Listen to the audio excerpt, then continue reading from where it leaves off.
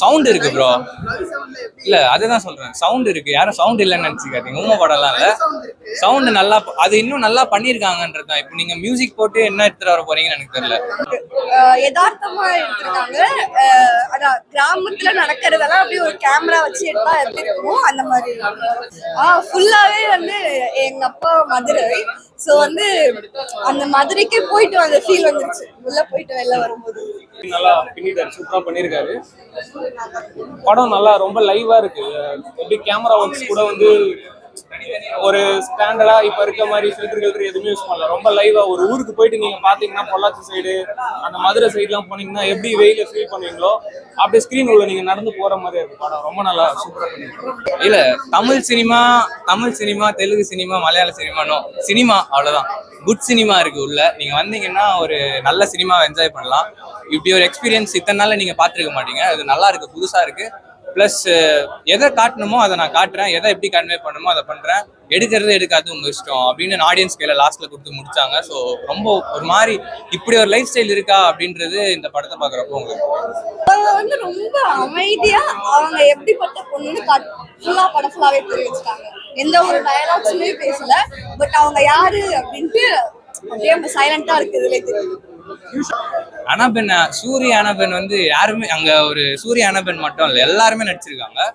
10 பேர் நடிச்சிருக்காங்க. அந்த 10 பேர் தான் எல்லா ஷாட்லயும் இருப்பாங்க.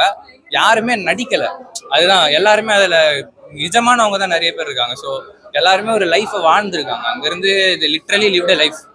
அங்கிருந்து அதை வாழ்ந்து அதை கேப்சர், அதான் ஒரு ஸ்டோரி லைன்னு ஒன்றும் கிடையாது. அதை ஆரம்பிக்குது, இது இன்டர்வல் பிளாக்கு, ஃபினிஷிங்கு, ஆக்ஷனு, பாட்டு, டான்ஸ் இதெல்லாம் எதுவும் கிடையாது. ஒரு பொண்ணு இருக்கா, அவளுக்கு ஒரு லைஃப் ஸ்டோரி இருக்கு. அவளுக்கு அந்த ஒரு சிச்சுவேஷனுக்குள்ள அவ இருக்கா. இப்போ அந்த சிச்சுவேஷனை கேப்சர் பண்றோம். அது எப்படி பண்றோம், அது எப்படி மூவ் பண்றோம். அது வந்து எங்களுக்கு தெரியவே இல்லை, மியூசிக் இல்லைன்றது தெரியவே இல்லை. எந்த ஒரு அந்த ஹீரோக்கு வந்து ஒரு பிஜிஎம் போடுவாங்க அந்த மாதிரி எதுவுமே தேவைப்படல. எல்லாமே அது ரொம்ப அழகா இருந்துச்சு. படமே வித்தியாசமா இருந்துச்சு. தமிழ் இதுக்கு வந்து இது ரொம்ப புதுசான படம். 3 hours பார்க்கலாம். 1.5 hours என்னை பொறுத்த வரைக்கும் ரொம்ப கம்மியா தான் இருக்கு. என்னடா இதுக்குள்ள முடிச்சிட்டீங்க அப்படின்ற மாதிரி தான் இருக்கு. எனக்கு இன்னும் எவ்வளவு நேரம் விட்டாலும் நான் உட்காந்து பார்த்துருப்பேன். ஸோ எப்படி சொல்றது, ஆஸ்கர் வந்து வெற்றிமாறனுக்கு அப்புறம் தமிழ் சினிமால இருந்து PS வினோத் வாங்க கன்ஃபார்மா. எனக்கு தெரிஞ்சு இது அவ்வளவா காசு செலவு பண்ணி, தேவையில்லாம காசு செலவு பண்ணி வந்து பிரம்மாண்டமா அப்படிலாம் பண்ணல. காசு குறைவாதான் செலவாயிருக்குன்னு நினைக்கிறேன். அந்த காசு வந்து கண்டிப்பா எடுத்து நினைக்கிறேன். ஏன்னா பயங்கரமா இருக்கு. எல்லாருமே நல்லா கை தட்டி விசில் அடிச்சு அந்த மாதிரிலாம் எங்கேயுமே போர் அடிக்கல. அந்த ஆர்ட் பிலிம் அப்படின்ட்டு போர் அடிக்கல, அந்த மாதிரிலாம் யாருமே ஃபீல் பண்ணல. டக்குன்னு முடிச்சிட்ட மாதிரி லாஸ்டா ஃபீல் ஆகும். என்னன்னா அந்த கொஸ்டினை வந்து ஆடியன்ஸ் கிட்டே வைக்கிறாரு டேரக்டர்.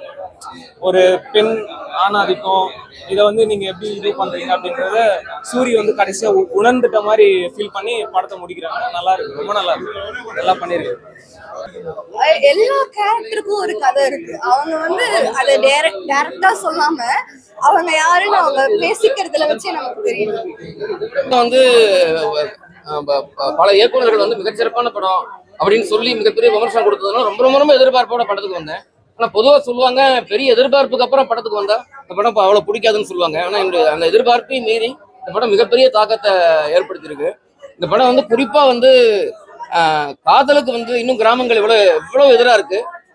காதலிக்கிற பொண்ணு எதிராக இருப்பதோடு மட்டும்தான் காதலிக்கிற பொண்ணை வந்து எப்படி ஒரு கமாடிட்டியா ஒரு சாதாரண ப்ராடக்ட் நடத்துறாங்க அந்த பொண்ணு அப்படிங்கிறது மிகச்சிறப்பா பதிவு பண்ணியிருக்கு. பொதுவாக பார்த்தீங்கன்னா வந்து ஐரோப்பிய நாடுகளில் வந்து ஒரு 13-14 வயசான பொண்ணு, வயசுக்கு வந்த பொண்ணு வந்து காதலிக்க ஆரம்பிக்காட்டி தான் பெற்றோர்கள் கவலைப்பட்டு டாக்டர் கிட்ட கூட்டு போவாங்க, என் பொண்ணு காதலிக்க மாட்டேங்கிறான்ட்டு. ஆனால் இந்த படத்தில் இந்த பொண்ணு காலேஜ் படிக்கும்போது ஒரு பையனை காதலிக்கிறா. அவளை கட்டிக்க போற பையனா சூரி வராரு. அவர் வந்து எவ்வளவு அந்த பொண்ணை கொடுமைப்படுத்துறாரு. அந்த பொண்ணை வந்து காதலிச்சுதான் அந்த பையன் ஏதோ இந்த பொண்ணுக்கு சூனியம் வச்சுட்டான், அவர் பேய் பிடிச்சிச்சுன்னு சொல்லி இந்த காதலிக்கிற பொண்ணுலாம் பேய் பிடிக்கிற பொண்ணுன்னு சொல்லி நிறைய பெண்கள் அங்கே வராங்க. பெண்களை கூட்டு வந்து கொடுமைப்படுத்துறாங்க. இந்த சாமியார் பேய் அவுட்டின்னு வரக்கூடிய சாமியார் வந்து அடிக்கிறது மட்டும் இல்லை, எங்கெங்கெல்லாம் வந்து வயிறு பெண்களோட இல்லைன்னா பாகங்கள்லாம் கை வைத்து பாலியல் சிண்டல் செய்கிறாரு. இப்போ மூட நம்பிக்கைங்கிறது பெண்களை வந்து காதலுக்கு எதிராக நிறுத்துறது மட்டும் இல்லாமல் ஒரு பாலியல் சிண்டலுக்கு உட்படுத்தி கொடுமைப்படுத்துதுங்கிறத மிகச்சிறப்பாக காமிச்சிருக்காரு. அந்த பொண்ணு வந்து ஒரு சாதாரணமாக ஒரு மகிழ்ச்சியான பாட்டு பாடுது. அந்த பாட்டு கூட பாடக்கூடாதுன்னு அடி உதைக்கிறாரு சூரி. அதாவது இப்போ பெண்ணுக்கு ஒரு பாட்டு பாடுற உரிமை கூட கிடையாது, காதலை வெளிப்படுத்துற உரிமை இல்லைங்கிறத மிகச்சிறப்பாக எடுத்திருக்காரு. நல்லா இருந்ததுங்க படம். நல்லா இருக்கு, வித்தியாசமா எடுத்திருக்காங்க. நல்லா இருக்கு படம், வித்தியாசமா எடுத்திருக்காங்க. நல்லா இருக்கு படம். டைரக்டர் என்ன சொல்றாரு மேடம் படத்துல வந்து மருந்து வைக்கிறது, பேய் ஓட்டுறது அந்த மாதிரி வந்து நம்ப வேணான்ற மாதிரி தான் இருக்கு. ஏன்னா அது காதல் பண்றதுனால அந்த மக்கள் வந்து மூட நம்பிக்கையா கூட்டு போறாங்க, அந்த மறந்துடுவாங்க அதனால அப்படின்ற ஒரு இதுல கூட்டு போறாங்க. ஆனா அது வந்து அந்த பூசாரி பண்றதை பார்த்து சூரிக்கு வந்து பிடிக்கல. அது அப்போ முடிவு நம்மளே எடுத்துக்க சொல்லியிருக்காங்க, நீங்களே எடுத்துக்கோங்க, உங்க முடிவு உங்க கையில விட்டுறாங்க. ஆனா சூரி பார்த்த பார்வை வந்து அந்த பூசாரி பண்றது தவறுன்ற முடிவு தான் எடுத்துக்கிறோம் நாங்க. இல்ல எதுவுமே இல்ல. நிறைய படம் பார்த்திருப்பீங்க, மியூசிக் தான் இந்த படத்துல மியூசிக் இல்லாம இருக்குது. அது நல்லா வித்தியாசமா தான் இருக்குது.